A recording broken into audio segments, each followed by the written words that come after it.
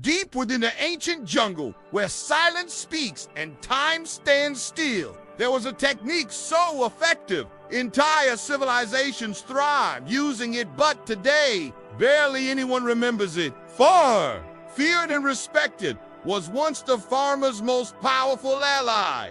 This wasn't destruction. It was rebirth, a cycle of controlled burning that turned dead land into living soil, asleep fields into harvest gold. I'm your host, and this is The Forgotten Path. Join me each week as we uncover ancient wisdom that still has the power to transform our lives today. Now, I've walked through jungles where vines choke ancient trees and across plains where generations of harvest lie buried beneath the soil. There are echoes of this forgotten farming method everywhere. Hints of a technique so clever, so natural, it seems almost magical. But there's nothing magical about it. Just a profound understanding of the rhythms of nature, a knowledge that was born out of necessity and grew into an art form. It started with knowing when to burn, not in the rainy season when life was abundant and the land was wet. Not in the heart of drought when the earth was dry and thirsty, but only when the trees whispered readiness. That meant different things in different places. Sometimes it was after the first dry winds of autumn. Sometimes it was after a light frost kissed the leaves. But always it was done when the natural world signaled it was ready. Then came the gathering of the wood, the fallen branches, the brittle grasses, the dried leaves, all gathered naturally by time and by seasons, not by machines that ravage the landscape and leave scars that last for years. These were laid out in patterns, not random piles that feed the chaos of wild flames, but in shapes that guided the fire's dance. It wasn't just about clearing the field. It was about preparing the stage for the grand finale. And then came the ignition. A simple spark here, a ember there, placed with intention. Not a raging inferno that devours everything in sight, but a gentle, slow-burning flame that danced with the wind, cleansing the land and releasing locked minerals into the air and earth. This wasn't wildfire. It was fire as a farmer's tool. Obedient, purposeful, and full of grace. What followed was nothing short of transformation. The old growth, whether crop or weed, withered away, returning to the earth from which it came. And from the ashes, a blanket rich in potassium, calcium, and carbon emerged. This wasn't just fertilizer. It was a healing balm for the land.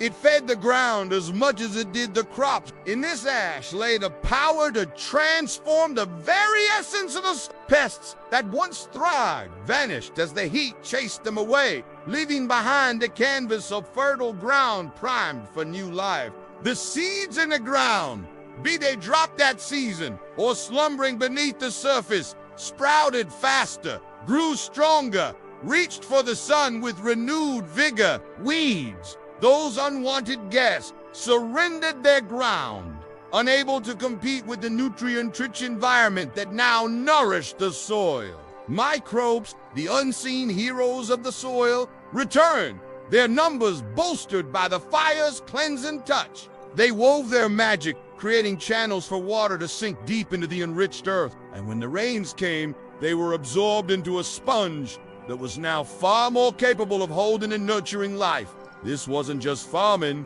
it was communion with the earth, a conversation carried on in tongues older than words, where fire, soil, plant, and human engaged in a silent, ancient dance. And the yield was abundant, rich, and resilient. Fields flourished, offering sustenance to people and animals alike. The plants stood strong against storms and seasons, their roots anchored in the rejuvenated soil, their branches laden with the fruits of the earth's bounty. But the wisdom of this practice didn't stop at bountiful harvests. It extended to the land itself, building balance where it had been lacking. It created space for young trees to rise, for fresh plants to unfurl their leaves, for wildlife to return. Each burn was a step in a larger cycle, a choreography of renewal that echoed the natural world's rhythm. Villagers flourished beside these fields,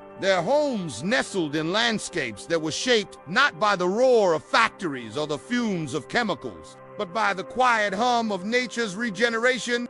It was a way of living in harmony, a testament to what could be achieved when human ingenuity danced in step with the earth. The knowledge was held close, passed quietly from the elder to the youth, spoken in the same language as the rustling leaves and the crackling fire, a language that spoke of respect, understanding, and an unwavering commitment to the rhythms of the earth. And yet, despite its effectiveness, despite the lives it touched and the balance it restored, the practice was lost, swept aside by tides of change. Forgotten in the rush of progress, modern systems labeled it slash and burn, misunderstood its purpose, blaming it for destruction instead of discerning its design. But the truth is, this method was deliberate, respectful, small-scale, and deeply spiritual. It wasn't a way to quickly clear vast tracts of forest, but a way to make peace with them, to engage in a dialogue that spanned generations. It was about working with nature,